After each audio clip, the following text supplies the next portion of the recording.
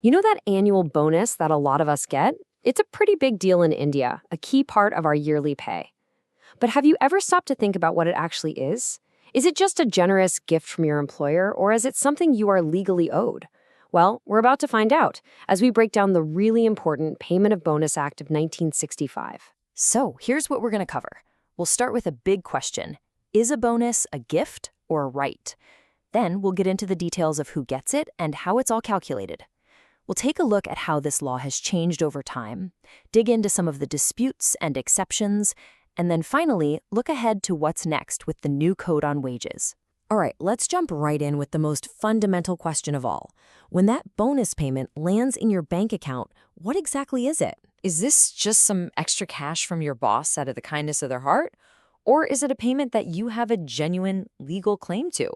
The answer, maybe surprisingly, is that it can kind of be both. See, the law actually creates two different lanes for the idea of a bonus. On one side, you have your incentive or ex gratia bonus. Think of this as a true gift. It's totally voluntary. But the 1965 Act created something completely different, the statutory bonus. And this is no favor. It's a mandatory payment required by law. It's not a gift. It's your right. Okay, so if it's a legal right, that means there have to be rules. So let's get into the mechanics of the Act.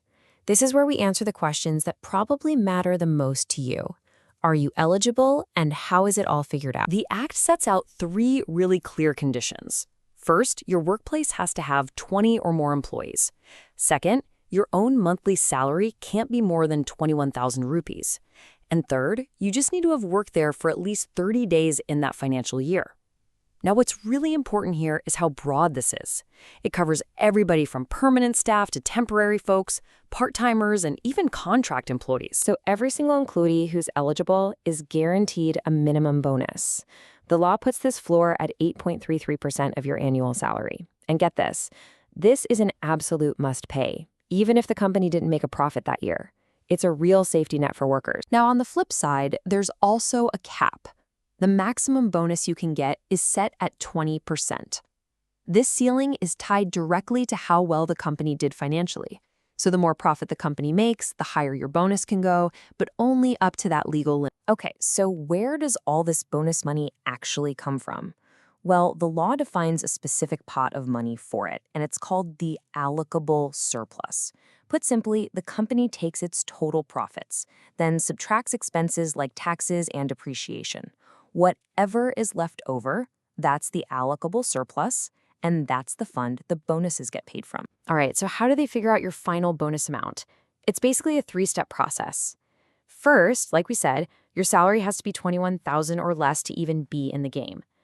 But, and this is a really key detail that trips people up, when they actually calculate the bonus, your salary is treated as if it's capped at 7,000 rupees a month, or the state's minimum wage if that's higher. Then your final bonus is just a percentage, somewhere between that 8.33% floor and the 20% ceiling of that capped salary amount. You know, a law like this wasn't just written in stone and left alone.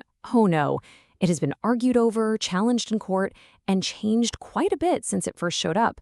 So let's take a look at how this law has actually evolved. So the story kicks off in 1965. The act is created to try and standardize bonus payments and, honestly, to try and keep the peace between workers and companies. But it was controversial from day one. By 1966, people were already fighting over it in the Supreme Court and Parliament. Then you fast forward all the way to 2015, and after a lot of pressure from trade unions, the act gets its biggest update ever, which massively increased the salary limits. And check out this quote from the labor minister at the time, Shri Jajivan Ram. This was during those intense debates back in 1966. It just goes to show you that this whole struggle, this idea of protecting workers' rights when it comes to bonus, has been a central issue from the very beginning. Now, to really grasp how huge that 2015 change was, you just have to look at the numbers. The salary limit to be eligible, it more than doubled, jumping from $10,000 a month to $21,000. And the salary used for the calculation, that doubled too, from $3,500 up to at least $7,000. This one single change brought millions more workers into the system. But here's where it got really messy. The government made the change retrospective. That means it applied back to April 1st, 2014, even though the law was passed in late 2015. So suddenly, companies owed their employees bonus money for a financial year that was already over. You can imagine this had a massive financial impact and was even challenged in court. With any law, the devil's always in the details, right? The Bonus Act has very specific rules for when you might actually lose your bonus and certain places that don't have to pay it at all. So let's have a look at that fine print. The Act is very clear on this. Your right to a bonus isn't unconditional.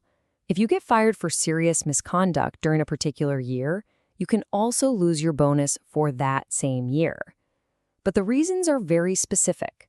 We're talking about things like fraud, violent behavior at work, or theft and sabotage. So what about organizations that are nonprofits? This is where it gets super interesting.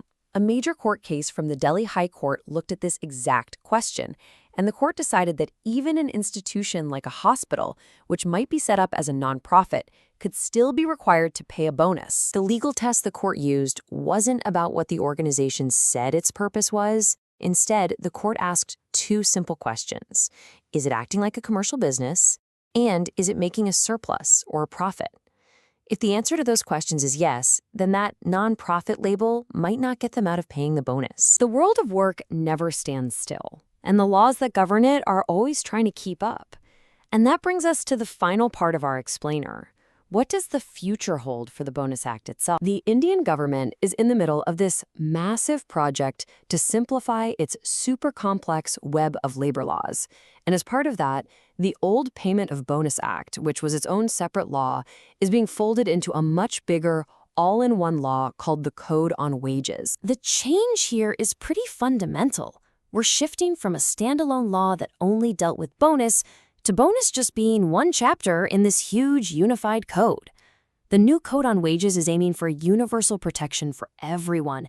It creates one single definition for wages to stop all the confusion, and it even changes the role of inspectors to facilitators, who are supposed to give advice as well as enforce the rules. And all of this leaves us with one final and, I think, fascinating question.